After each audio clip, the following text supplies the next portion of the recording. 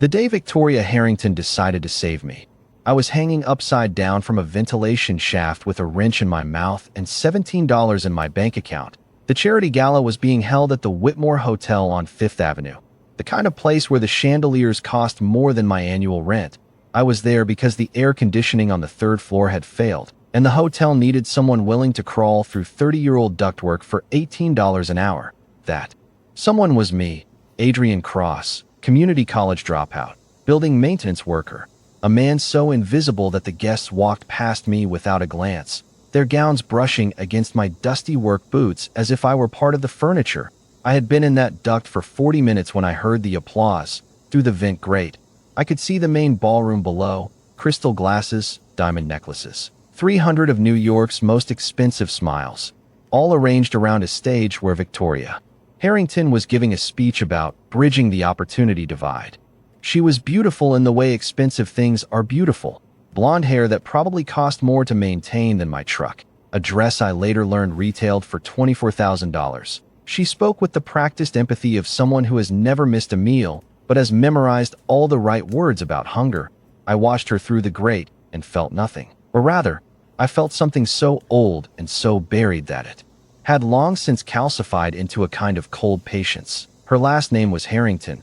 Her father was Richard Harrington, and Richard Harrington was the man who, 35 years ago, had looked my father in the eye, shaken his hand, and then walked into a federal courtroom to lie him into a prison cell.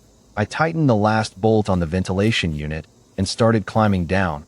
That was when she saw me. I dropped onto the service corridor carpet just as Victoria Harrington stepped out of the ballroom for air. Our eyes met. Me, covered in grease and fiberglass dust. Her, wrapped in silk and the casual arrogance of someone who has never been told no. She looked at me the way you look at a stray dog on the sidewalk. Curious, slightly amused, already calculating whether the photo opportunity would be worth the smell. Wait, she said. I stopped. Not because she told me to, because I had been waiting for this moment since I was 11 years old. What's your name? She asked. Adrian. Adrian what? Just Adrian. She smiled. It was a smile that had been workshopped, tested, refined across 1,000 mirror sessions. Just Adrian. I like that. It's authentic. Authentic, that was the word she used. What she meant was, you have nothing. No family name. No money. No power. No one who would miss you if you disappeared. She didn't say any of that.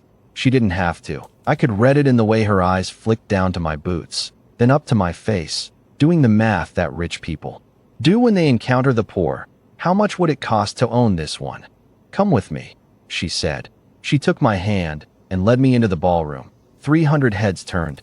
The chandelier light was blinding after an hour in the dark duct. I squinted. They saw a dirty maintenance worker being dragged onto the stage by a billionaire's daughter. It must have looked like a prank or a fever dream.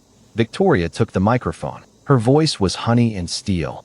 Ladies and gentlemen, I came here tonight to talk about opportunity, about how we, as a society, need to look beyond the surface. And then, just now, I met Adrian. She gestured at me like I was a sculpture she had just unveiled. Adrian is a maintenance worker here at the hotel. He has no college degree, no family connections, no trust fund. And when I looked at him, I saw something I haven't seen in any of the men in this room. I saw someone real. Murmurs rippled through the crowd. I saw phones rising, cameras flashing. This was going to be on every gossip site within the hour. Adrian, she said, turning to me with that practiced smile. I don't believe in accidents. I believe the universe puts people in our path for a reason, and I want to know you, not as a charity case, not as a project, as a person. She paused. The whole room was holding its breath. I want you to come to dinner tomorrow night at my family's home. I want to introduce you to my father. More flashes, more murmurs. Someone actually gasped. I stood there on the stage, grease still under my fingernails, and I looked at Victoria Harrington. I looked past her smile, past her eyes. I looked at her the way my father once looked at a balance sheet that didn't add up, and I saw what she really was, a tool. Her father, Richard Harrington, was in trouble. I knew this because I had been tracking the Harrington Group's finances for 7 years. Their debt-to-equity ratio had crossed into fatal territory 18 months ago. 3 major lenders had quietly stopped extending credit. Richard Harrington needed a miracle, or he needed a scapegoat, someone with no family to ask questions, no lawyer to fight back, no name worth protecting, someone who could sign documents and then, when the time came, disappear without a ripple. Victoria Harrington hadn't been struck by fate when she saw me in that corridor. She had been looking for a target. I just happened to be the first nameless face she found. She thought I was prey. She had no idea I had been hunting her family since I was a child. Let me tell you about my father. His name was Alexander Cross III, not Junior, the third, because in my family, names carried weight. The first Alexander Cross built a steel foundry in Pittsburgh in 1911. The second turned it into a manufacturing empire that helped build half the bridges on the East Coast. The third, my father, took that empire and pushed it into the future. He built the Cross Industrial Group into a diversified giant, aerospace, components, precision engineering, patents that companies in 6 countries paid millions to license. I remember him as a tall man with rough hands and a soft voice. He never yelled, not once. When he was disappointed, he just looked at you. And that look was worse than any shouting. He believed in fairness, in loyalty, in the idea that a man's word was his bond, and that business was just another form of human relationship. In 1989, he had 5 senior partners, men he trusted, men he had promoted, mentored, invited into his home for Thanksgiving dinners. One of them was Richard Harrington, his chief financial officer. That year, my father made a decision that would kill him. He refused to sell Cross Industrial. A consortium of investors wanted to break the company apart, strip its patents, sell the factories to overseas buyers, pocket the profits. They offered my father 3 times what the company was worth on paper. He said no, not because he was stubborn, because 15,000 people worked for Cross Industrial, families, communities. He wouldn't sell their futures for a quick payout. The investors didn't accept his answer. They went to his partners instead, 5 men, Harrington, Breckenridge, Sullivan, Vance, Okonkwo. They met in a private club on Wall Street. They made a deal, and then they destroyed my father. Harrington handled the financials. He fabricated evidence of fraud, altered spreadsheets, created phantom accounts that made it look like my father had been embezzling for years. Breckenridge, then a young attorney with political ambitions, provided the legal cover. Sullivan leaked the false evidence to the press. Vance and Okonkwo testified that my father had threatened them. The trial lasted 6 months. My father's lawyers fought hard, but the evidence was overwhelming, not because it was true, because it was thorough. Every document had been fabricated with enough care to pass audit. Every witness had been coached. The prosecution had a mountain of paper, and my father had only his word. He was convicted on 17 counts of fraud and embezzlement, sentenced to 18 years in federal prison. I was 9 years old when they took him away. I stood on the courthouse steps, holding my mother's hand, and watched 2 marshals put my father in the back of a car. He turned and looked at me through the window. His lips moved. I couldn't hear him, but I knew what he said. Remember who you are. 8 months into his sentence, my father was found dead in his cell. The official report said suicide. The guard who found him said he had used a bedsheet. The autopsy was sealed. The investigation was closed in 4 days. My mother didn't cry at the funeral. She held my hand and stared at the coffin and didn't make a sound. 3 months later, she died in a car accident on a road she had driven 1,000 times. Brake failure. The report said, no foul play suspected. I was 11 years old, an orphan, the sole heir to an empire that no longer existed, and the only person left in the world who knew what had really happened. That person was Martin Reyes, my father's head of security, a former Marine who had served the Cross family for 20 years. The day after my mother's funeral, Martin picked me up from school and didn't take me home. He took me to a bus station instead. Your father's enemies are still watching, he said. They'll come for you next. Not today, not tomorrow, but eventually. A living heir is a threat. We need to disappear. We took a Greyhound to Wyoming, then to Montana, then to Oregon. We moved every 6 months for 3 years. Martin worked construction, security, anything that paid cash. He taught me how to fight, how to read people, how to survive in rooms where no one wanted you to be there. And most importantly, he taught me how to wait. Revenge, he said one night, in a motel room with peeling wallpaper and a flickering TV, is not about anger. Anger makes you stupid. Revenge is about patience. It's about outliving your enemy's attention span. Let them Forget you exist. Let them get comfortable. And then, when they least expect it, you remind them. I took his advice. I waited 15 years. In that time, I finished high school under a fake name, earned a scholarship to MIT using forged transcripts and a dead boy's social security number, double majored in electrical engineering and computer science, got an MBA from Stanford, again under an alias, started investing with the $200,000 my mother had hidden in a trust Martin had helped her set up before she died. By 22, I was a millionaire. By 25, a billionaire. I built my fortune in the shadows, using shell companies and offshore trusts, and the same financial tricks Richard Harrington had used to destroy my father. Ironic, I know, but you don't beat a monster by playing fair. You beat a monster by understanding how it thinks. I built a network, a private investigative team, a legal firm run by Clara Chun, whose father had been my father's lawyer and had died in disgrace after refusing to take Harrington's bribe. I gathered evidence, bank records, witness statements, internal memos that should have been shredded 30 years ago. I learned everything about the 5 men who killed my parents, their habits, their weaknesses, their secrets, and I waited. So when Victoria Harrington took my hand on that stage and offered me a seat at her family's table, I didn't see a coincidence. I didn't see fate. I saw an opening I had been preparing for since. I was a child, just Adrian. She had called me. She had no idea. Back in my apartment that night, I sat in the dark and stared at the wall.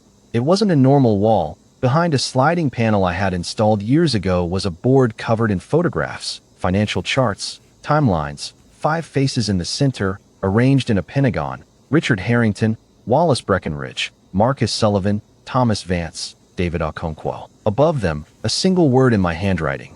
When I pulled out my phone and dialed a number from memory, Clara answered on the second ring. It's late. It's happening. A pause. Harrington, the daughter approached me tonight. Publicly. She's bringing me to dinner tomorrow. She thinks she found her scapegoat. Clara's voice sharpened. Does she know who you are? She introduced me as just Adrian. I don't think she even asked my last name. Jesus, they really are that arrogant. They've been getting away with this for 35 years. Arrogance is muscle memory at this point. I leaned back in my chair. How fast can you put together a package on the current state of Harrington Group's debt? I've had it ready for 18 months. I update it weekly. You want the full file? Send it. And Clara, call our FBI contact. Tell him the operation is moving from standby to active. Another pause. Adrian, are you sure you're ready for this? Once you walk into that house, there's no going back. They'll try to destroy you the moment they realize what you are. I looked at the wall, at Richard Harrington's photograph, at the face of the man who had sworn under oath that my father was a thief. I've been ready since I was 11 years old. I was just waiting for them to open the door. I hung up. The apartment was silent. Outside, a siren wailed somewhere in Brooklyn. I sat there in the dark, surrounded by the ghosts of everything my family had lost. And I felt something I hadn't felt in a very long time. Anticipation. Tomorrow, I would walk into Richard Harrington's home. I would shake his hand. I would smile and stutter and play the role of the grateful poor boy who couldn't believe his luck. I would let him believe he had found the perfect victim. And then, 7 days from now, I would watch him realize that he had invited the one man in the world who could destroy him to stand at his daughter's side on her wedding day. I stood up and walked to the small mirror above my sink. The face that looked back at me was tired, older than 26. There were lines around my eyes that shouldn't have been there. But behind the exhaustion, there was something else, something sharp. Hello, Mr. Cross, I said to my reflection. Welcome back. The face in the mirror didn't smile. Not yet. There would be time for that later. For now, there was only the waiting, and the wall of photographs, and the quiet, patient certainty that after 35 years, the debts were finally coming due. The Harrington estate sat on 15 acres of manicured lawn in Greenwich, Connecticut, a 40-minute drive from my Brooklyn apartment that might as well have been a flight to another planet. I drove there in my 2008 Ford F-150 with the cracked windshield and the passenger door that only opened from the inside. The security guard at the gate looked at my truck the way a health inspector looks at a roach-infested kitchen. Delivery entrance is around the back, he said, not even glancing at my face. I'm here for dinner. Victoria Harrington invited me. The guard's expression didn't change, but something flickered. Behind his eyes, The kind of flicker that meant he had seen the news coverage. The billionaire's daughter and the maintenance worker. The modern fairy tale. He was probably wondering how long before she came to her senses. He made a call, listened, then nodded at me with visible reluctance. Drive up to the main house. Park in the service lot. The service lot. Not the circular driveway where a black Bentley and a pearl-white Tesla sat gleaming under the evening sun. The service lot, next to the delivery trucks and the staff sedans. I parked between a gardener's pickup and a catering van and didn't let myself smile. Harrington was testing me, seeing if I would complain. A man who complained about where he parked was a man who might develop opinions about other things. A man who accepted the service lot without comment was a man who could be trained to accept anything. I walked up the gravel path to the main entrance. The house rose before me like something out of a period drama. Georgian. Columns, ivy creeping up weathered stone, windows tall enough to drive my truck through. My father's house had been like this once, smaller, maybe, warmer, but the same kind of old money permanence that said, "We have been here for generations, and we will be here for generations more." The door opened before I could knock. A butler in a crisp black suit looked me up and down with the same expression the gate guard had worn. "Mr. Adrian," he said, not Mr. Cross, just Adrian, like a pet's name. "Miss Victoria is in the east parlor. Please follow me." The inside of Harrington House was exactly what I expected. Oil paintings of dead ancestors on every wall, Persian rugs that cost more than a working man's annual salary, furniture that looked uncomfortable and expensive, the kind you weren't supposed to actually use. Everything smelled like old wood and fresh flowers, and the particular scent of money that had been sitting in one family long enough to grow stale. Victoria met me in the east parlor, which was roughly the size of my entire apartment building. She was wearing something casual by her standards, a cream-colored dress that probably cost $3,000, and her smile was exactly the same as it had been on stage, practiced, precise, warm in a way that never quite reached her eyes. "Adrian, you came." She took both my hands in hers. Her fingers were cool and smooth, like polished marble. "I was so worried you'd change your mind." "Change my mind about dinner with a beautiful woman," I said, letting my voice carry just enough awkwardness to sound genuine. "I'd have to be crazy." She laughed. It was a musical sound, perfectly pitched. "Father is in the study. He's very eager to meet you. The whole world is talking about us, you know." She showed me her phone. The screen was filled with headlines. "Billionaire heiress chooses blue-collar worker. True love or publicity stunt. From ducts to diamonds. The mystery man who stole Victoria Harrington's heart." Harrington family breaks silence. "We support our daughter's choice." They were already running the story, already framing it as a modern fairy tale, already setting the stage so that when the poor maintenance worker died in a tragic accident 6 months from now, the public would sigh and say what a shame it was that such a beautiful love story had ended so sadly. I let a sheepish grin spread across my face. I still can't believe this is happening. Yesterday I was fixing an air conditioner, and today I gestured vaguely at the room around us. "Here." Victoria squeezed my hand. "Get used to it. Come on. Father's waiting." Richard Harrington's study was on the second floor, at the end of a long hallway lined with hunting prints and antique maps. Victoria knocked twice, then pushed the door open without waiting for an answer. The room inside was all dark wood and leather, floor-to-ceiling bookshelves filled with volumes that looked like they had never been opened, a fireplace large enough to roast a pig, and behind a desk the size of a small car, Richard Harrington himself. He was 68 years old, but he looked a decade younger, tall, silver-haired, with the kind of patrician bone structure that photographers loved and political consultants envied. He wore a navy blazer with gold buttons, no tie, and an expression of benign amusement that I recognized from 100 press photos and one very different memory.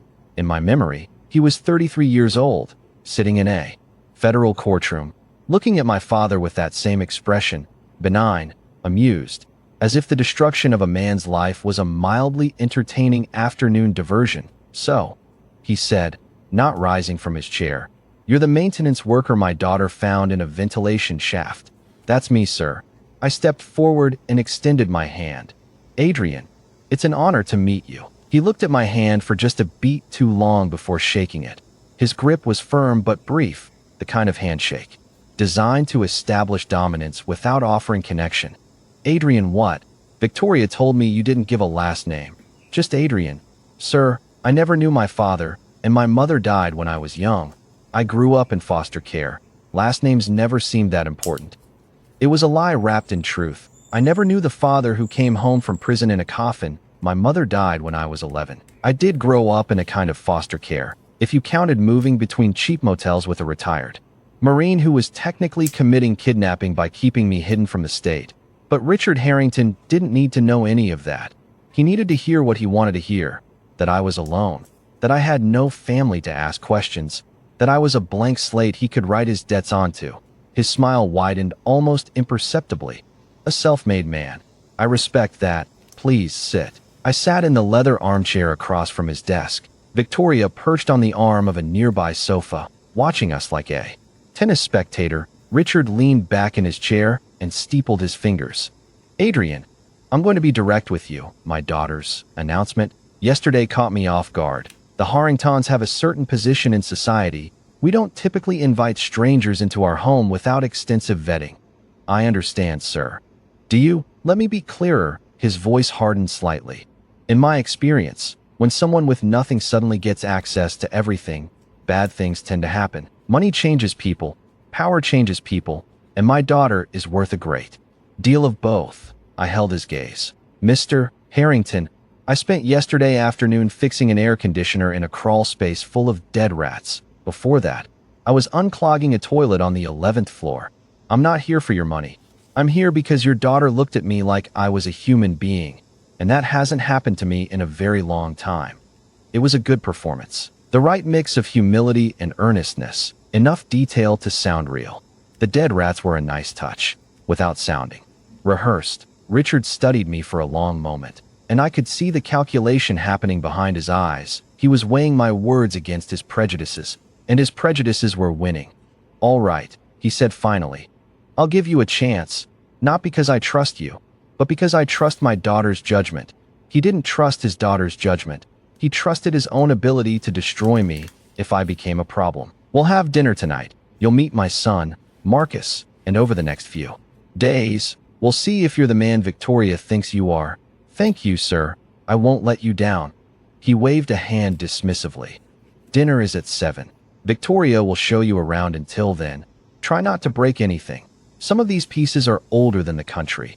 Victoria gave me the grand tour, room after room of inherited wealth, the portrait gallery, where Harrington ancestors stared down from gilded frames with expressions of smug superiority, the library, which she admitted no one ever used, the conservatory, filled with orchids flown in from Thailand, the wine cellar, which held bottles older than my truck, and this, she said, pushing open a heavy oak door, is the great hall. We host most of our events here.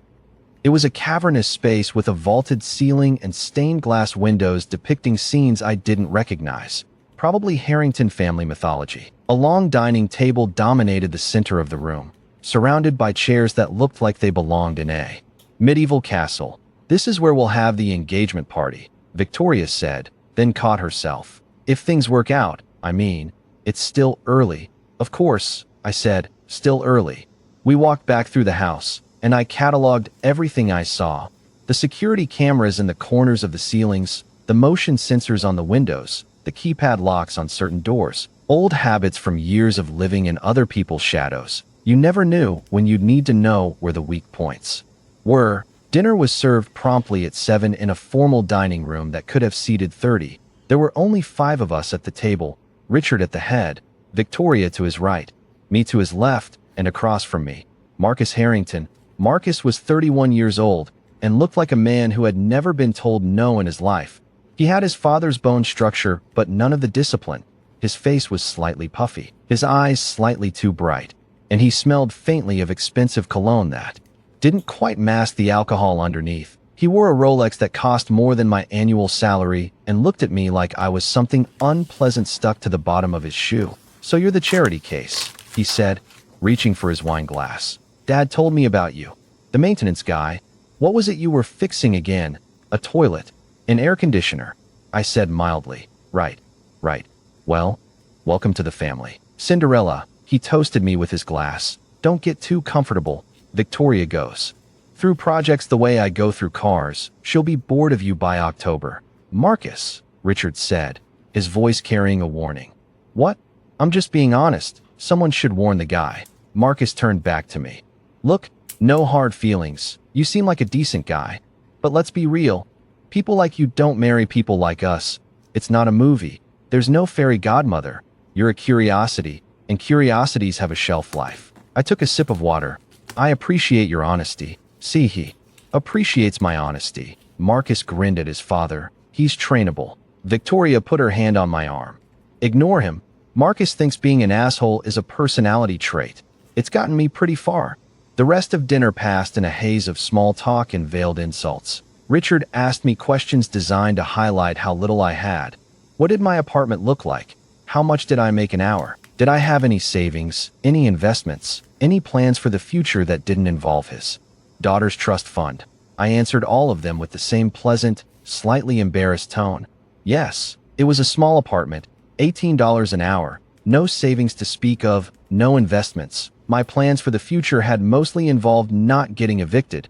Until yesterday, by the time dessert arrived, Richard Harrington looked like a man who had just found a winning lottery ticket in the gutter. I was perfect. Absolutely perfect. No family, no money, no connections, no one to miss me when I was gone. He had no idea that while he was interrogating me, I was cataloging his tells. The way his left eye twitched when someone mentioned debt. The way he changed the subject whenever Victoria brought up the family business. The way his hand tightened around his wine glass when Marcus started talking about the new investment strategy. The Harrington Group was bleeding money. Richard was desperate, and desperate men made mistakes. After dinner, Victoria walked me to my truck. The night air was cool, carrying the scent of cut grass and distant ocean. She stood close to me, close enough that I could smell her perfume, and looked up at my face with an expression that might have been convincing if I hadn't known exactly what she was. I'm sorry about Marcus, she said. He's difficult, but my father liked you, I could tell. He asked a lot of questions. He's protective after my mother died. He became very careful about who gets close to the family. It's just his way. I nodded. Playing the understanding suitor, he seems like a good father. The best, she hesitated, then stood on her toes and kissed my cheek. Come back tomorrow. We'll do something fun, just the two of us. I'd like that. I climbed into my truck and watched her walk back to the house. She moved like someone who had been trained to walk since childhood, shoulders back, chin up, every step perfectly placed. A showroom model of a human being. I started the engine and pulled out of the service lot. The gate guard didn't even look at me this time. The drive back to Brooklyn took an hour in late-night traffic. I parked on my street, checked the undercarriage of the truck for tracking devices out of habit, and climbed the 5 flights of stairs to my apartment. Inside, I locked the door and stood in the dark for a moment. Then I let the mask slip. My shoulders relaxed. My face settled into its natural expression, harder than the one I wore around the Harringtons, colder. The expression of a man who had spent 15 years learning to smile at the people he intended to destroy. I pulled out my phone and dialed. The dinner went well, I said when Clara answered. He asked all the questions we expected. He thinks I'm perfect. And the son, Marcus, is an idiot. He'll be useful. He talks too much when he drinks, and he drinks constantly. Good. I've started the paperwork on our end. The shell companies are in position. Our FBI contact wants to meet tomorrow. He has questions about the timeline. Tell him the timeline is 7 days. The wedding is the deadline. Clara paused. You're really going through with that? Marrying her? I'm not marrying her, Clara. I'm using her father's scheme against him. The wedding is just the stage. The bigger the audience, the harder it is for him to make this disappear. And if she figures it out before then. I thought about the way Victoria had looked at me. The practiced smile, the careful warmth, the kiss on the cheek that felt like a transaction. She won't. She sees exactly what she wants to see. A poor man who's grateful for her attention. They all do. I hung up and walked to the wall, slid open the panel. Richard Harrington's face stared back at me from the center of the board. I picked up the red marker and circled his photo. Next to it, I wrote a single word. Day 1. 6 days left. 6 days to collect the evidence, close the traps, and prepare the stage. 6 days until Richard Harrington learned what happened when you tried to destroy a man who had nothing left to lose. I had nothing left to lose, but I had everything to take back. The next morning, Marcus Harrington decided to give me a tour of the family business. I hadn't asked for one. I suspected he hadn't either. This had Richard's fingerprints all over it. Another test disguised as hospitality. Show the poor maintenance worker the scale of what he was marrying into. Make sure he understood exactly how small he was. Marcus picked me up in a silver Lamborghini that he drove like he was angry at the road. The leather seats smelled new. The engine roared every time he shifted gears. And he spent the entire drive talking about himself, his business instincts, his investment portfolio, the killing he had made on a tech startup he couldn't name when I asked. Harrington Group headquarters, he announced as we pulled up to a tower in Midtown Manhattan, 63 floors of glass and steel, rising above the surrounding buildings like a monument to ambition. My grandfather built it in 1962, my father expanded it in '89 after a major acquisition. One day, it'll all be mine. I looked up at the building and felt my chest tighten. I knew this building.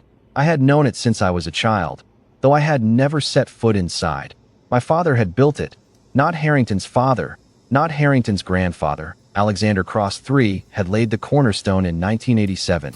I had seen the photographs. My mother had kept them in an album that Martin had managed to save before the federal marshals seized everything. Cross Industrial Tower, it had been called, the flagship headquarters of an empire that employed 15,000 people. After the trial, after my father's death, after the asset seizure and the fire sale, Richard Harrington had bought the building for 30 cents on the dollar.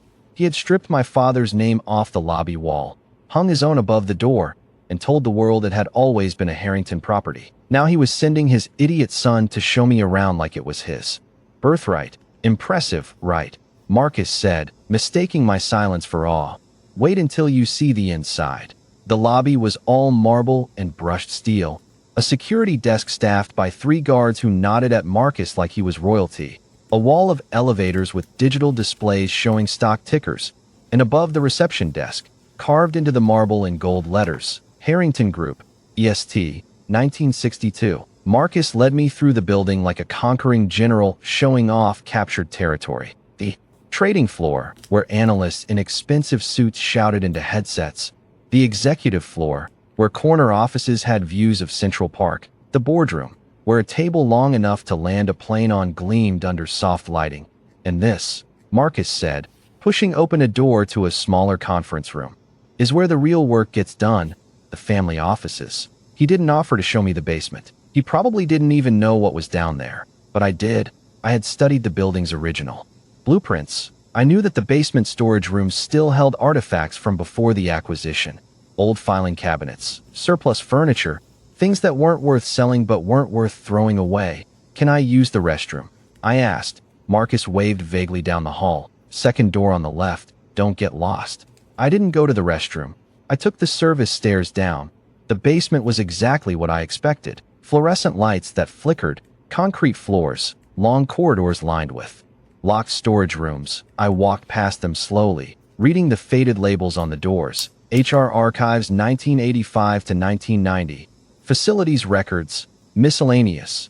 And then, in the corner, half hidden behind a broken copier, PRE acquisition assets, do not discard. The door wasn't locked. I slipped inside. The room was small, maybe 10 feet by 10 feet, crammed with boxes and old office equipment. A layer of dust covered everything. No one had been in here in years, maybe decades. I started opening boxes. Old marketing materials, outdated computer monitors, a box of cross-industrial letterhead that someone had forgotten to throw away. And then, behind a stack of broken desk chairs, I found it, a bronze plaque, about 2 feet by 3 feet, leaning against the wall. It was tarnished and dusty, but I could still read the words engraved on its surface, Cross Industrial Tower, dedicated to the men and women who build our future. November 14th, 1987, Alexander Cross III, Chairman and CEO. I stood there for a long moment, staring at my father's name, his full name, the name I hadn't spoken aloud in 15 years, the name that had been erased from every public record, every corporate filing. Every newspaper article that Richard Harrington's lawyers could reach. They had taken his company, his freedom, his life, and then they had taken his name off the building he built and thrown the plaque in a basement like it was trash. My hand reached out and touched the metal. It was cold, dusty. My fingers traced the letters of his name, Alexander Cross 3. "I'm still here," I said quietly. "I'm still here, Dad. And I'm coming back." I heard footsteps in the corridor outside. I pulled my hand back, wiped the dust on my jeans, and slipped out of the storage room. By the time Marcus came looking for me, I was standing by the elevators with a blank expression on my face. "There you are. Thought you got lost. Just took a wrong turn," he snorted. "Figures, come on. My father wants to see you in his office." Richard Harrington's office occupied the entire southwest corner of the 60th floor. Floor-to-ceiling windows looked out over the Hudson River. The desk was a massive thing of dark wood, covered in neatly arranged papers and a single photograph of Victoria in a silver frame. The walls were lined with awards, honorary degrees, photographs of Richard shaking hands with presidents and senators and celebrities. "Sit down, Adrian." He gestured to the chair across from his desk. "Marcus, wait outside." Marcus looked annoyed but didn't argue. When the door closed behind him, Richard leaned back in his chair and studied me the same way he had the night before, appraising, calculating, a butcher weighing a cut of meat. "I've been making calls about you," he said, "checking your background, your employment history, your credit report, everything." My expression didn't change. "I hope I passed." "You passed because there's nothing to find. No criminal record, no lawsuits, no outstanding debts aside from a few thousand in medical bills. You're clean." He said it like it was a character flaw. "But you're also nothing. No degree, no assets, no family, no connections. You understand that, don't you? Without my daughter, you're just another anonymous face in a city full of them." "I understand, sir." "Good, because I want to make something clear." He stood and walked to the window, his back to me. "My daughter has a habit of collecting strays. Usually it's dogs or horses or some endangered species she saw on a documentary. This time it's you. I've learned to indulge her, because she usually gets bored and moves on. But this situation has attracted media attention, so we're going to manage it carefully. Manage it. We're going to give the press their fairy tale. Poor boy meets rich girl. Love conquers all.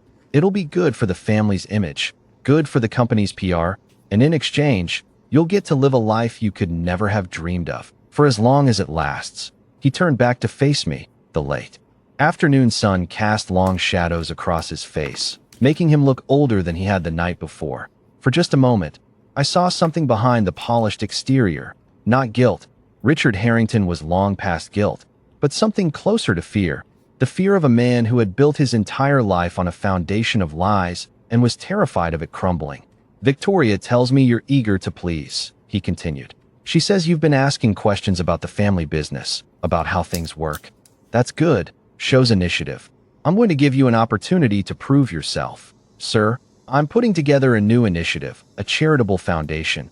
Victoria will be the public face, but we need someone on the ground, someone who understands the kind of people we're trying to help, someone like you." He smiled, and it was the smile of a predator who had spotted a wounded animal. "You'll be on the board of directors. It's mostly ceremonial, but it'll give you a taste of what we do here, and it'll look good for the press. The billionaire's daughter and her blue-collar fiancé, working together to give back to the community."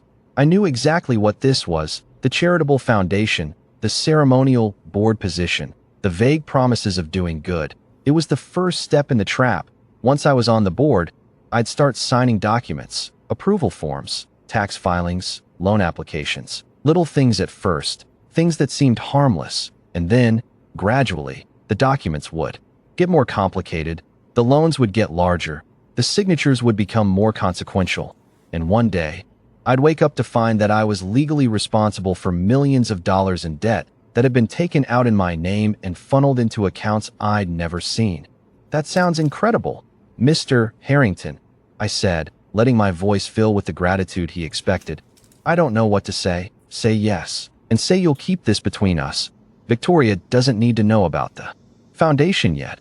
I want it to be a surprise." "Of course, yes, absolutely," he nodded, satisfied. "There's a stack of paperwork to get through, standard stuff, incorporation documents, board appointment forms, nothing urgent, but I'd like to get it moving. My assistant will have everything ready for you to sign by tomorrow." Tomorrow? That was fast. He was in more trouble than I'd thought. The The debt must be pressing down on him harder than my analysts had estimated. "I'll be ready," I said. "Good. Man." He walked me to the door, his hand on my shoulder, the same hand that had signed the false affidavit 35 years ago. "You know, Adrian, I misjudged you. When Victoria first brought you home, I thought you were just another opportunist, but I'm starting to see what she sees. You're loyal. You're humble. You know your place. Those are rare qualities these days." I smiled. It was the hardest smile I'd ever had to produce. "Thank you, sir. That means more than you know." I didn't go straight home after leaving the Harrington building. I walked 6 blocks west, doubled back through a department store, took a subway 2 stops south, and finally ducked into a coffee shop in Hell's Kitchen that I knew didn't have security cameras. The man at the corner table was in his 70s, with white hair cropped short in a military cut and a face that had been weathered by decades of hard living. He wore a plain gray sweater and jeans, and he was nursing a black coffee like it was the last one he'd ever have. Martin Reyes looked up when I sat down across from him. "You're late," he said. "I was at the tower." Something flickered in his eyes. "I know. I saw you go in with the Harrington boy. You were in there for 3 hours. Richard offered me a board position, his new charitable foundation. He wants me to start signing documents tomorrow." Martin's jaw tightened. "That's faster than we expected. His debt situation must be worse than we thought. He's rushing." I leaned forward, lowering my voice. "Martin, I found something in the basement, my father's building plaque, the one from the dedication. It was in a storage room, covered in dust." Martin was quiet for a moment. He stared into his coffee like he was looking at something far away. "I remember the day they hung that plaque. Your father gave a speech, said buildings weren't just steel and concrete, said they were promises. Promises to the people who worked in them, to the community, to the future." His voice roughened. "The week after the verdict, Harrington's men took it down. I watched them do it. 3 guys with a crowbar. Took them 20 minutes. Your father's name was gone just like that. He's going to hang it back up." I said, "When this is over, I'm going to put it in the lobby and make Richard Harrington watch." Martin looked at me for a long moment. Then he reached across the table and put his hand on mine. His grip was still strong. "Even at 73, your father would be proud of you. Not for the revenge, for the patience, for the discipline. He always said the best revenge was outliving your enemies. You're doing him one better. I'm not done yet. No, but you're closer than you've ever been." He pulled his hand back and reached into his jacket. "I brought you something for tomorrow." He slid a small velvet box across the table. I opened it. Inside were 2 cufflinks, silver with an intricate engraving. A cross inside a circle, the Cross family crest. "Your father wore these on his wedding day," Martin said. "Your mother gave them to him before they took him away. He gave them to me, told me to keep them safe until you were old enough." I closed the box. "I'm not getting married, Martin. You know that." "I know. But you're walking into the lion's den tomorrow. You're going to sign documents that Harrington thinks will destroy you. You're going to sit across from him and smile while he plans your death. That takes a certain kind of courage. Your father had it. So do you." He nodded at the box. "Wear them, not wear. Anyone can see. Just for you. So you remember whose name you're carrying." I put the box in my pocket.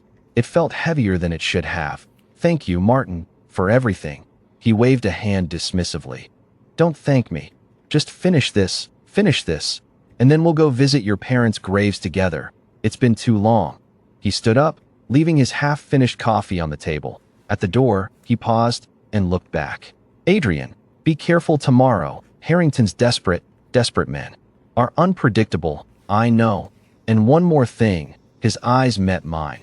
"When the time comes, don't enjoy it too much. Your father wouldn't have wanted that. He believed in justice, not cruelty. Remember that." He walked out before I could respond. I sat alone in the coffee shop, the velvet box pressing against my thigh, and thought about my father, about justice and cruelty and the thin line between them, about whether a man who had spent 15 years planning revenge could still tell the difference. I decided that didn't matter. Not anymore. What mattered was tomorrow, the documents, the signatures, the next step in a dance that had been choreographed 35 years ago. I left a $5 bill on the table and walked out into the New York night. Above me, the lights of Midtown blazed against the darkness, and somewhere in the skyline, Harrington Tower stood like a monument to everything that had been stolen from my family. Not for much longer. The next morning, I stood in the marble foyer of Harrington Tower and watched Richard Harrington's lawyer lay out the paperwork like a surgeon arranging instruments before an operation. His name was Gerald Morrison, and he was exactly what you'd expect from a family that had built its fortune on other people's graves. 60 years old, $3,000 suit, gold cufflinks that caught the light every time he gestured at the documents. He had the kind of face that had never registered an emotion it didn't intend to display. "These are the preliminary agreements," Morrison said, sliding a stack of paper across the conference table. "Standard stuff. Non-disclosure, background verification, consent. A preliminary prenuptial framework that outlines the basic terms." I sat across from him in the same chair I'd occupied the day before. Richard was in the corner, pretending to read something on his tablet. Marcus was by the window, scrolling through his phone. Victoria was beside me, her hand resting on my arm like a brand. "How many pages?" I asked. 312, Morrison said, without a trace of irony. "But you don't need to read every word. The summary on page 4 covers the essentials." I pulled the stack toward me and started reading. Page 1, page 2, page 3. Morrison shifted in his chair. Marcus snorted. "Jesus Christ," Marcus muttered. "He's actually reading it. What do you think you're going to find? A secret treasure map." "Marcus," Victoria said sharply. "What? It's a standard prenup. He has nothing to protect. Why does he need to read it?" I kept reading. The terms were exactly what I'd expected, but seeing them in black and white was something else entirely. Under this agreement, I would waive all claims to spousal support. I would forfeit any right to the Harrington name. I would acknowledge that any children of the marriage would belong to the Harrington family trust, not to me. I would agree to binding arbitration in the event of any dispute conducted by a firm that had represented Harrington Group for 30 years, and buried on page 287, in language so dense it took me 3 readings to parse, was a clause that made me the guarantor of any and all financial instruments executed under the auspices of the Harrington Family Charitable Initiative, the charitable foundation, the one Richard had mentioned yesterday, the one I was supposed to be excited about joining. They weren't just planning to saddle me with debt, they were building the gallows and asking me to admire the craftsmanship. I looked up from the papers. Morrison was watching me with the patient expression of a man who had done this many times before. Richard was still pretending to read his tablet. Marcus was still on his phone. Victoria squeezed my arm.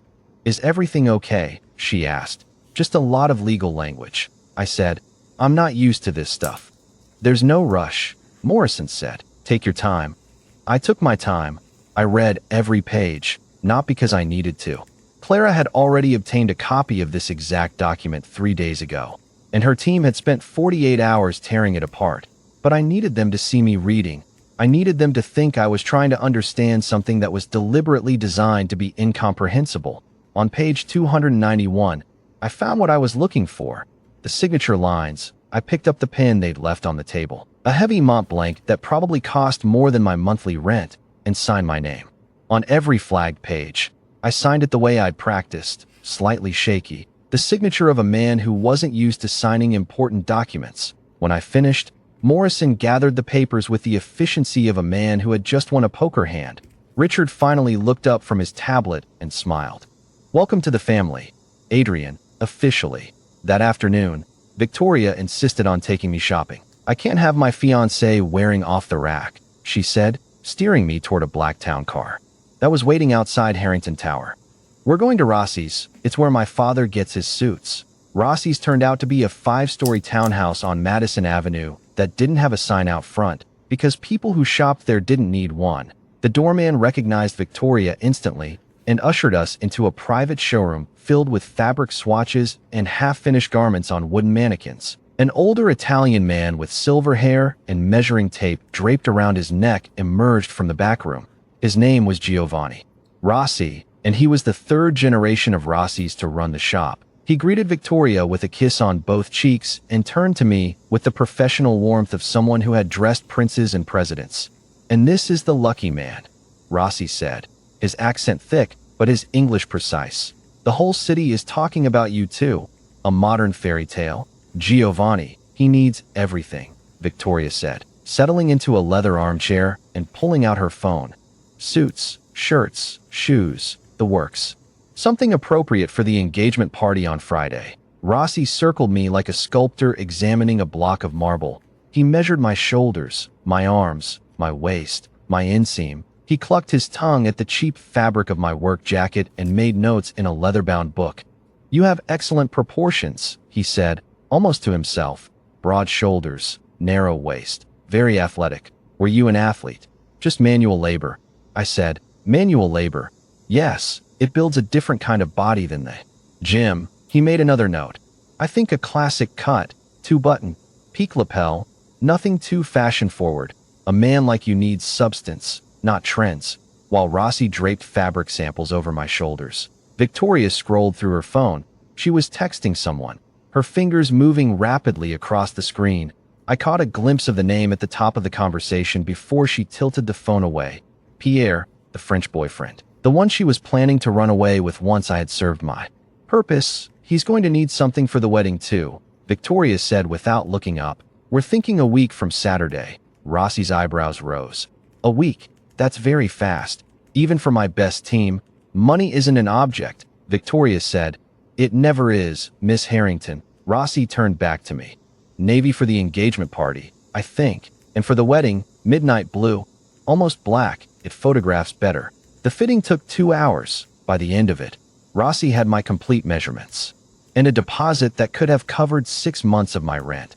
Victoria signed the bill without looking at the total. As we were leaving, Rossi shook my hand. "Congratulations," he said. "You're a very lucky man." "Thank you." His grip tightened slightly. His eyes met mine, and something flickered there. Recognition? No. Curiosity. The look of a man who had dressed enough powerful people to know when someone was wearing a costume. "I look forward to seeing you in the finished pieces," he said. "Mr. Adrian," I said. "Just Adrian. Just Adrian." He smiled, a knowing smile that made me wonder exactly what he saw when he looked at me. "Of course, until next time." In the car, Victoria barely looked up from her phone. "We should do dinner tonight. Somewhere public. The press needs to see us together. Whatever you want. Rive gauche. 8 o'clock. I'll send a car for you." She finally looked at me, and her smile was the same practiced thing it had always been. "Or something nice, or at least as nice as you have. I'll do my best." The car dropped me at my apartment. I watched it pull away, then climbed the 5 flights of stairs to my door. Inside, I didn't turn on the lights. I stood in the dark and thought about Giovanni Rossi's hands on my shoulders. He had measured me for a suit I would wear to an engagement party that was never going to happen.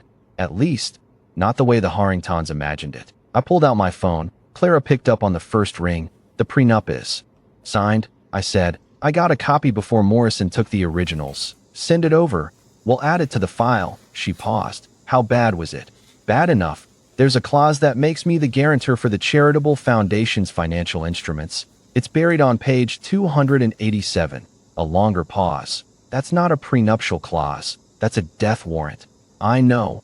We need to move faster. If they've already started drafting those documents, they're desperate." Richard's timeline is accelerating. He wants the wedding in a week. Jesus. I heard her typing in the background. "Okay. Our FBI contact confirmed the task force is ready. They've been building a parallel investigation for months. Our evidence gives them probable cause for warrants on 5 separate properties. But we need to time this perfectly. If we move too early, Harrington's lawyers will bury us in procedure. Too late. And you're on the hook for $300 million in fraudulent debt. We're not going to be too late." I walked to the wall and slid open the panel. Richard Harrington's photo stared back at me. "I'm meeting Victoria for dinner tonight. Rive gauche. Very public, very press-friendly. And tomorrow, Richard wants me to sign the first batch of foundation documents. That's when the real trap closes." I picked up the red marker. "Or at least, that's when he thinks it closes." "Adrian." Clara's voice softened. "When this is over, what are you going to do after the arrests, after the press conferences, after everything? Have you thought about that?" I looked at the wall, at the 4 faces that would remain after Harrington fell. Breckenridge, Sullivan, Vance, Okonkwo. "I've thought about it. This is just the beginning." "That's what I was afraid you'd say." She hung up. I stood in the dark for a while longer, then started getting ready for dinner. Rive gauche was the kind of restaurant where the waiters spoke French and the menu didn't have prices. Victoria had arranged for a table in the front window. perfectly positioned for the photographers who had been tipped off about our appearance. She was already there when I arrived, wearing a red dress that probably cost more than everything I owned. She stood to greet me, kissing both cheeks for the cameras, and I played my part, the grateful fiancé, the overwhelmed working man, the fairy tale come true. I ordered us champagne, she said, settling back into her seat. Veuve Clicquot, I hope. That's okay. I've never had champagne before. Her eyes widened with delight. Never. Oh my God, Adrian. That's adorable. I get to be your first. The champagne arrived. She watched me take my first sip like a scientist observing a lab rat. I let my expression register surprise, then pleasure, then the slight embarrassment of someone who had just discovered something everyone else already knew. Do you like it? It's incredible. Good. Get used to it. This is your life now. She raised her glass. To us. To us. We ordered. She had the lobster. I had the steak, because that's what a working-class man would order at a fancy French restaurant. Between courses, she asked me about my childhood, and I told her the carefully constructed story I had been refining for 15 years, dead mother, foster homes, a series of menial jobs, a life defined by struggle and solitude. That must have been so hard, she said, her eyes glistening with what looked like genuine sympathy. Growing up without a family, you get used to it. No one should have to get used to that. She reached across the table and took my hand. The gesture was perfectly timed for the photographer outside. I want to give you a family, Adrian, a real one, the kind you never had. I looked at her and wondered if any part of her meant it. Probably not. But I could see how she might convince herself she did. She was the kind of person who believed her own performances. It was what made her so good at them. I'd like that, I said. After dinner we stood on the sidewalk while the photographers did their work. Victoria held my hand and beamed. I smiled and squinted against the flashbulbs. We looked like the perfect couple, the billionaire's daughter and her blue-collar prince. When the last photographer had gotten his shot, she kissed my cheek and climbed into her waiting car. Tomorrow, she said through the window. Father wants you at the office by 10. Something about the foundation paperwork. I'll be there. The car pulled away. I stood on the sidewalk for a moment, watching the taillights disappear into Manhattan traffic. Then I turned and walked toward the subway, ignoring the few remaining photographers who called out questions about how it felt to be the luckiest man in New York. At 10 o'clock the next morning, I was back in Richard Harrington's office. This time, there was no Victoria, no Marcus, just Richard, Gerald Morrison, and a new stack of documents even thicker than the prenup. The Foundation Incorporation. Papers, Richard said, gesturing at the stack. Tax-exempt status application, board appointment forms, standard banking resolutions, everything we need to get the Harrington Family Charitable Initiative off the ground. I sat down and pulled the documents toward me. This is a lot of paperwork. Bureaucracy, Morrison said with a thin smile. The price of doing good. I started reading, page by page, line by line. The documents were dense, filled with legal jargon and cross-references too. Statutes I was supposed to pretend I didn't understand, but buried in the middle of the stack, exactly where Clara's team had predicted they would be, were the trap documents, 3 promissory notes, 5 loan agreements, a personal guarantee that made me, Adrian Cross, or rather, just Adrian, jointly and severally liable for debts incurred by the foundation. The total exposure, if I was reading the fine print correctly, was approximately $370 million. I don't understand all of this, I said, looking up. What exactly am I signing? Richard leaned forward, his expression avuncular, standard boilerplate. Adrian, every charitable foundation requires its board members to sign these. It's purely procedural. The foundation hasn't taken on any debt. These are just contingencies, paperwork the banks require before they'll open accounts for us. If you're uncomfortable, Morrison added smoothly, we can go through it line by line. It might take a few days. But, no. I shook my head, playing the eager-to-please suitor. I trust you. Both of you. Victoria trusts you. That's enough for me. I picked up the pen. The same Mont Blanc from before. I signed my name on every flagged line. 23 signatures in total. Each one was a link in the chain they thought they were wrapping around my neck. When I finished, Richard actually smiled. A real smile. Not the calculated half-smiles he usually deployed. He looked at Morrison, and something passed. Between them, relief, maybe, Or satisfaction? The satisfaction of a predator who had just felt the trap snap shut. Excellent, Richard said, gathering the documents. Morrison will file these this afternoon. The foundation should be fully operational by Monday. He stood and extended his hand. You've made an old man very happy, Adrian. Victoria is lucky to have found you. I shook his hand. His grip was warm and firm, the grip of a man who thought he had just won. I'm the lucky one, I said. I left Harrington Tower at noon. The sun was bright, the streets were crowded, and somewhere in Midtown, a courier was already on his way to deliver the signed foundation documents to the bank. What Richard Harrington didn't know, what he couldn't know, was that every document I had just signed was a forgery. Not my signature. My signature was real, but the documents themselves had been switched. The stack Morrison had placed in front of me was not the stack I had signed. Clara's team had executed the substitution 3 hours before I arrived, using a forensic document specialist who had once worked for the State Department. The documents I signed were nearly identical to the originals, with one critical difference. The guarantor clause had been replaced with a standard liability waiver, and the promissory notes, they named Richard Harrington as the primary guarantor, with his personal assets as collateral. He hadn't read them. Why would he? He knew what they were supposed to say. He had been so eager to get my signature that he hadn't bothered to verify that the documents in front of him were the ones Morrison had drafted. That was the thing about men like Richard Harrington. They were so convinced of their own superiority that it never occurred to them they might be the ones walking into a trap. I pulled out my phone and sent a single text to Clara. It's done. Her reply came seconds later. Confirmed. FBI moving to Phase 2. Enjoy the engagement party. It's the last one the Harringtons will ever throw. I put my phone away and walked toward the subway. 4 days until the engagement party. 6 days until the wedding. And after that, nothing would ever be the same. The engagement party was held on Friday evening in the Great Hall of Harrington House. 300 guests, crystal chandeliers, a string quartet playing something soft and forgettable. Waiters circulating with trays of champagne and tiny foods that cost more per bite than most Americans spend on dinner. The kind of event that existed primarily to remind everyone present exactly where they stood in the hierarchy of New York society. I stood near the fireplace in the suit Giovanni Rossi had delivered that morning. Navy wool, peak lapels, hand-stitched buttonholes. It was the finest piece of clothing I had ever worn, and it felt like armor underneath the jacket, invisible to everyone in the room. My father's cufflinks pressed against my wrists. Victoria was working the room like a seasoned politician, moving from group to group with practiced ease.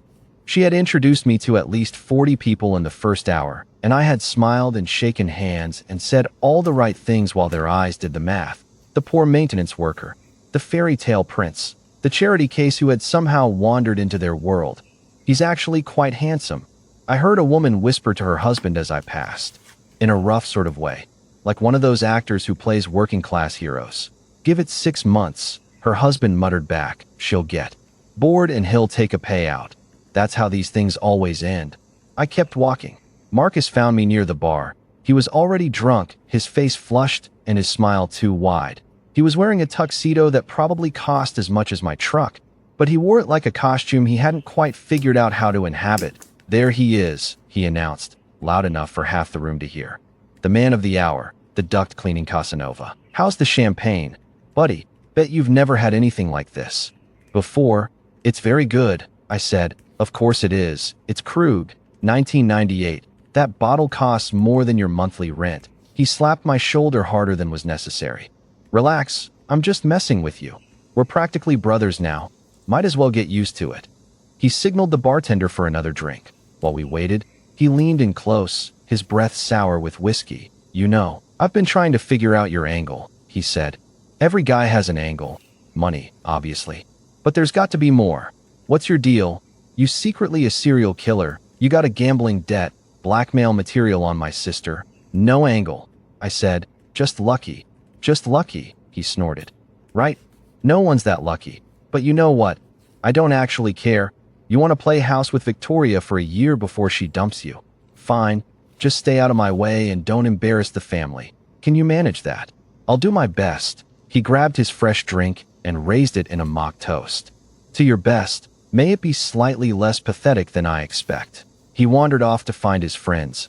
I watched him go, cataloging the way he walked, the slight unsteadiness, the way he grabbed a passing waiter's arm for balance. By midnight, he would be completely incapacitated. By morning, he would have no memory of half the things he had said tonight. Good. The toast happened at 9 o'clock. Richard stood at the head of the great hall, a glass of champagne in one hand and a microphone in the other. The string quartet fell silent. 300 faces turned toward him. Friends, family, distinguished guests. He began, his voice smooth and practiced. Tonight is a special night, not just because we're celebrating my daughter's engagement, but because we're celebrating something larger, something that speaks to the very heart of what this family believes in. He paused for effect. The audience was rapt. When Victoria first told me about Adrian, I'll admit I was skeptical. A maintenance worker, a man with no family name, no connections, no resources. It wasn't what I had imagined for my only daughter. But Victoria has always seen things that others miss. She looked at Adrian and saw not what he lacked, but what he possessed: integrity, humility, a work ethic that puts most of us in this room to shame. He raised his glass toward me. Adrian represents everything that's great about this country. The idea that character matters more than circumstance, that a man can come from nothing and, through hard work and determination, earn his place among the best of us. I'm proud to welcome him into our family, and I know my daughter will be very happy. The applause was polite and sustained. I smiled and nodded, playing my role, the grateful outsider, the humble worker, the living symbol of the American dream. Victoria squeezed my hand. He really does like you, she whispered. I'm glad, I said. She didn't hear the flatness in my voice. She had never been listening for it. The rest of the party blurred into a haze of small talk and champagne. I met bankers and lawyers and real estate developers. I shook hands with a senator and a Broadway producer and a tech billionaire who had made his fortune selling a messaging app to Facebook. They all looked at me with the same expression, amused curiosity, like I was an exotic animal that had wandered into their zoo. Around 11, I stepped outside for air. The terrace overlooked the back gardens, which stretched toward a dark line of trees at the edge of the property. The night was cool and clear, the stars barely visible against the glow of Manhattan in the distance. I stood at the stone railing and breathed, escaping already. I turned. An old man was sitting in a wicker chair near the terrace door, a blanket draped over his knees despite the mild weather. He was thin and weathered, his skin like old leather, but his eyes were sharp and alert. He held a glass of whiskey in one gnarled hand. I needed some air, I said. Huh, that's what they all say. He gestured at the chair next to him. Sit down, young man. Let me look at you. I sat. Up close, I could see the lines etched into his face, the way his hands trembled slightly, the careful precision of someone who had once been powerful and was now fighting the decay of age. But his eyes never wavered. They studied me with an intensity that made me want to check if my collar was straight. I know who you are, he said quietly. My expression didn't change. I had been trained too well for that. But something inside me went very still. I'm Adrian, I said. Victoria's fiancé. No, he shook his head. You're Alexander Cross's son. The name hit me like a physical blow. I hadn't heard anyone speak it aloud in years, not since Martin had whispered it in a motel room in Wyoming when I was 12 years old. I don't know what you're talking about. You have his eyes, the old man said. The same gray-green, the same way of looking at people, like you're seeing right through them. I knew your father for 30 years. I sat on his board. I was at his wedding. I was at his funeral. What little funeral there was. He took a sip of whiskey. My name is James Coltrane. Your father was the best man I ever knew. James Coltrane. The name registered immediately. Coltrane Industrial, one of the largest privately held manufacturing companies in the country. A rival of Cross Industrial, technically, but in the way that friendly. Competitors are rivals. My father had spoken of him with respect, almost with affection. Mr. Coltrane, I said, dropping the pretense. How long have you known? I suspected from the moment I saw you on the news. That story Victoria told, about finding you in a ventilation shaft. It was too perfect, too convenient. I started making calls. Your face doesn't match any public records. But I've been in this game a long time. I know people who know people. He leaned forward. I also know Richard Harrington. I know what he did to your father. Everyone who was anyone in those days knew. Some of us tried to help, but Harrington had too much legal cover, too many allies. Your father was destroyed before anyone could stop it. Why are you telling me this? Because I want you to know you're not alone. He reached into his jacket and pulled out a business card. It was old-fashioned, cream-colored cardstock with a single phone number embossed in black. If you need help, legal help, financial help, anything, call this number. I don't have many years left, but I have enough, and I owe your father a debt I never got to repay. I took the card. It felt heavier than it should have. Does anyone else know? Not from me. But Harrington isn't stupid. Eventually, he'll figure it out. When he does, he'll come after you with everything he has. He can't afford to let you live. You're the living proof of everything he did. I slipped the card into my pocket. He already thinks he's got me trapped. He had me sign foundation documents this morning. He thinks I'm on the hook for $370 million. Coltrane's eyes widened. And are you? No. The documents were switched. His name is on them now, not mine. For a long moment, Coltrane stared at me. Then he started laughing. It was a dry, rasping sound. The laugh of a man who hadn't had much to laugh about in recent years. You really are your father's son, he said. Alexander always was 3 steps ahead of everyone in the room. He just couldn't prove it in a courtroom. He raised his glass. To your father, and to you. May you finish what he started. I didn't have a glass, but I nodded. To my father. I found Victoria on the dance floor an hour later.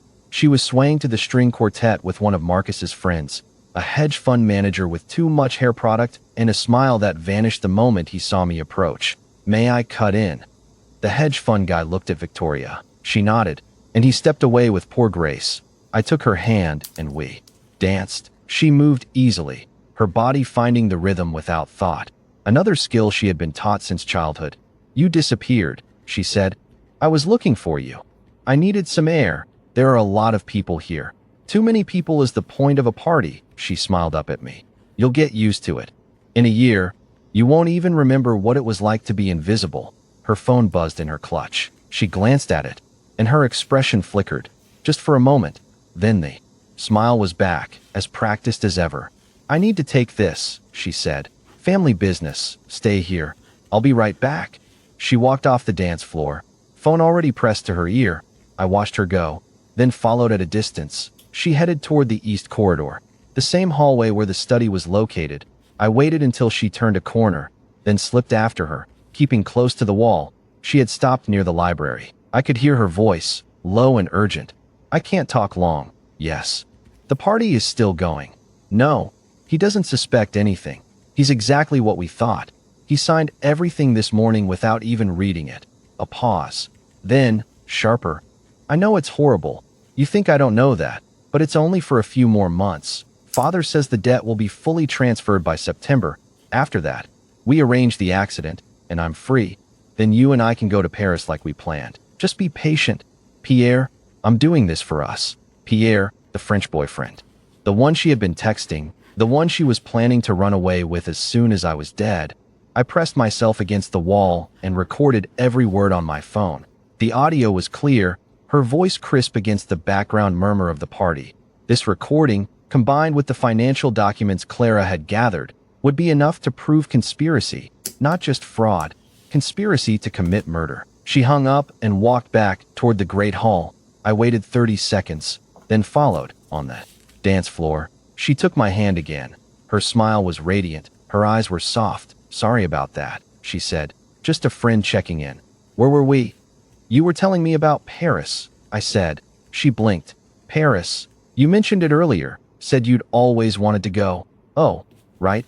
Yes, it's my favorite city. Maybe we can go there for our honeymoon. She rested her head against my shoulder. Wouldn't that be romantic? Very romantic. I said, Paris in the spring. She couldn't see my face. That was probably for the best. The party ended at midnight. Guests spilled out into the circular driveway, where valets retrieved their cars and chauffeurs opened doors. Victoria kissed my cheek and went inside with her father. Marcus was already passed out on a couch in the library, his tuxedo jacket draped over his face like a shroud. I drove my truck back to Brooklyn. The streets were empty this late, the city settling into its brief nighttime quiet. I parked in my usual spot and sat in the dark for a while, listening to the engine tick as it cooled. Then I pulled out my phone and called Clara. "It's done," I said. "I have her on tape discussing the accident. She used the word, 'After we arranged the accident, I'm free. It's all there. Send it to me now.'" Clara's voice was sharp with adrenaline.